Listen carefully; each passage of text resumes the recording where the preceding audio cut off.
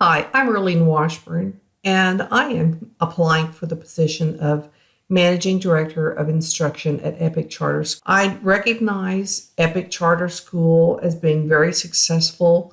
They personalize educational plan that focuses on school and family in a partnership to achieve optimal student performance. And I think that's just really incredible. Epic Charter School also implements great practices to provide students with activities and communities of learning that mirrors the fun and excitement of the traditional classroom in such manners as proms, field trips, internships, student of the month, apprenticeships, and much more. I'm also very impressed with Epic's Next Step program, where they work with college and career readiness program to prepare their students for college and university learning. They focus on junior and seniors for a plan for their career through OSU, the Career Tech, work study, internship partnering with businesses, and much more. Far too many college freshmen struggle and often drop out because college is so different from high school, they're not able to make the adaptation. So kudos to Epic Charter School. One recommendation that I would like to propose is as a university professor, I practice and strongly believe in social constructivist theory. And this is where students learn from the voice of their peers in discussions and presentations, many different mediums where students speak and understand how they understand the curriculum and others learn from it. In the social constructivist theory, it encourages students to learn from the voice of their peers through group debates, presentations, projects, collaboration, discussions, even gaming, and much more, while the instructor simply guides the learning, confirming that the students are on track for the objectives of the assignment. And he or she will also push the students' learning to a higher level, all the time encouraging them to critically think and remain open-minded. So students learn more effectively when learning from the voice of their peers as they relate to the genre of their generation. Instructors must prepare students to learn skills for jobs that have not even been created yet. They must learn how to learn and also to be lifelong learners. So that is the purpose of faculty for students in today's classroom. As a training coordinator for a university where my job is to teach faculty how to build best practices in online course construction and also build engaging activities in online classes, we create presence where students feel fully engaged with their colleagues and their faculty, and they academically challenge students to a higher level of learning. So social constructivist is my first recommendation. And then second, I notice and compliment you for using Zoom conferencing. That is a wonderful software. It's very intuitive, easy to use, has great capabilities and many different functions that serve great purposes, especially in the online collaboration. So Zoom conferencing would enable students and faculty to engage in scholastically challenging collaborations and active learning through different practices such as debates, discussions, gaming, competition, presentations, and much more. My third recommendation would be also for that students love videos. They would rather watch a video, of course, than read, but most importantly, videos will break the monotony for a student and make learning feel much more engaging. When an instructor creates an instructional video, students are able to see the instructor's face, and also the instructor often is able to get in many more details than what they simply would through text. So it looks like they have the feeling of belonging from a student's lens.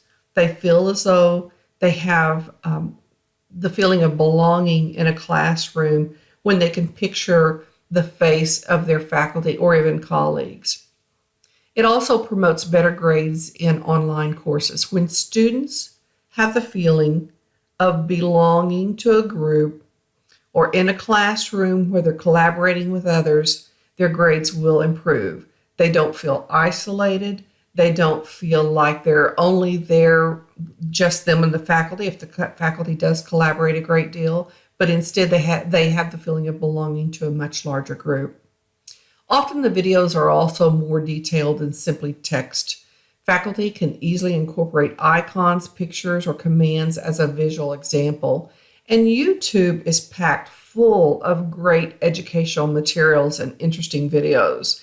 They also cover almost any subject so that the faculty may not even necessarily need to create additional videos. They can simply locate them and share with their colleagues as well.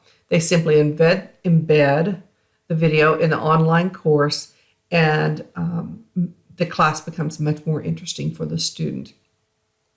Once again, video breaks the monotony for students and encourages a more acceptance of homework.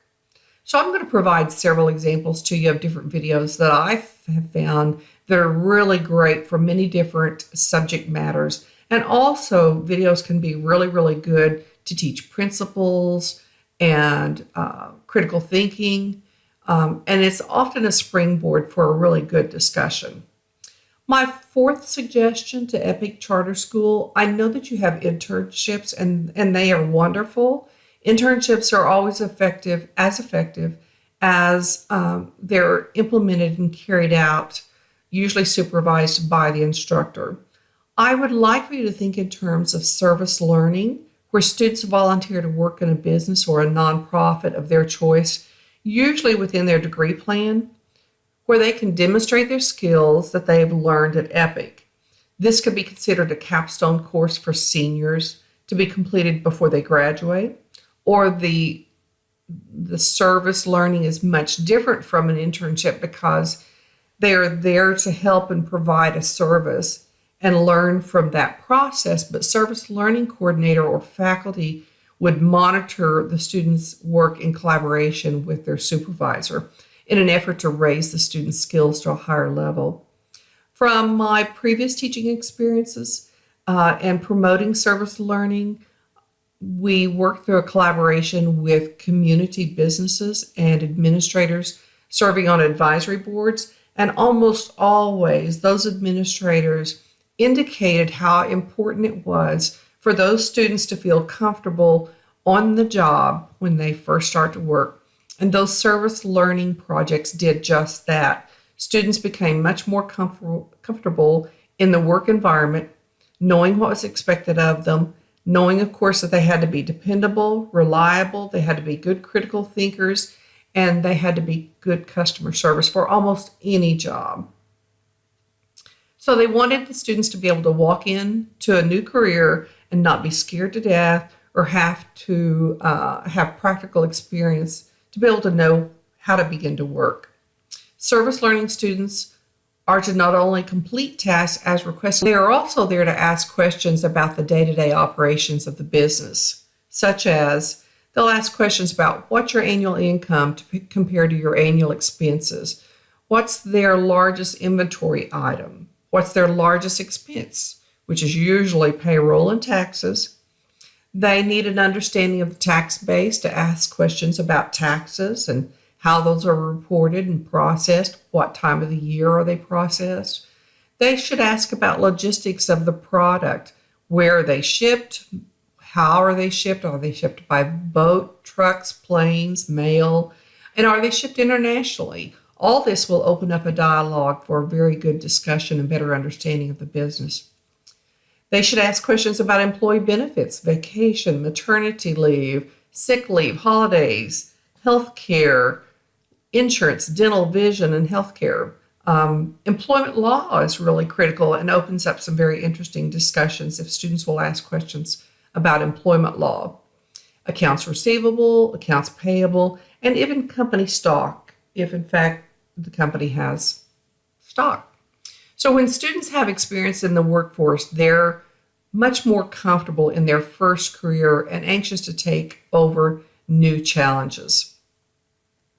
Service learning also creates a really wonderful marketing presence in your community when the student does a great job. Epic Charter School's name is there in the community in a very strong presence. Preparing students with adequate tools for workforce readiness is equally as important as preparing students for college, career tech, or even job training. I would also like to encourage students to introduce themselves the first week of class and encourage their faculty to do the same thing. The students would also be encouraged to post their pictures in their introduction so that other colleagues could see and know what they look like and be able to become more familiar with each other. I would encourage the students to post a picture with their pet, a picture from vacation, a picture with their families, on the job pictures, a picture with their car. Students are always anxious to show pictures of their cars. While working on their hobby, maybe demonstrating a special skill or other picture that they would choose to use. I noticed that one of your students of the month was a cowboy, very nice looking young man, and I think to be able to post a picture of him on his horse would be a really cool introduction. And I know the other students in the classroom would enjoy it as well. The introduction will give a personal feel of belonging to a special group and with their colleagues that have the same focus and purpose as they do, and a little bit better enthusiasm for beginning to learn.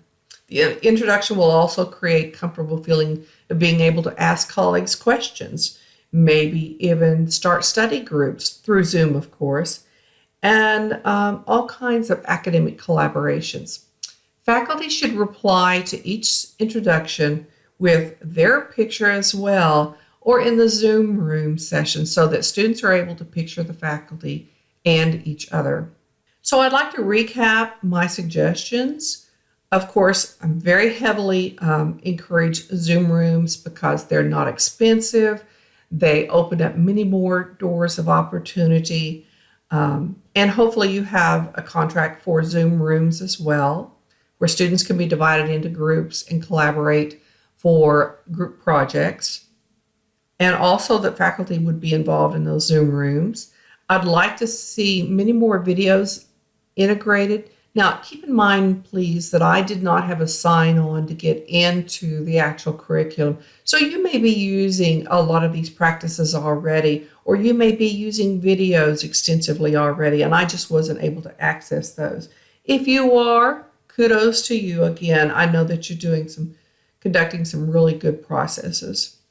So I would like to see, if you don't have already, more videos integrated for learning and for discussions. I'd like to see the social constructivist theory where students work together, even in an online course somehow. I would again recommend service learning, especially in a nonprofit. Nonprofits are desperately in need of people to help, and so they're usually much more warm and inviting and willing to have people come into the business to volunteer their time. And there's great learning processes in nonprofits as well. Gaming is a very good process to learn. There's many different softwares online. YouTube actually are several different games, Jeopardy, Price is Right, Family Feud. And I'm going to try to provide some posts there for you and some access to show you what I'm talking about. Many of them do not require brand new software to do it either.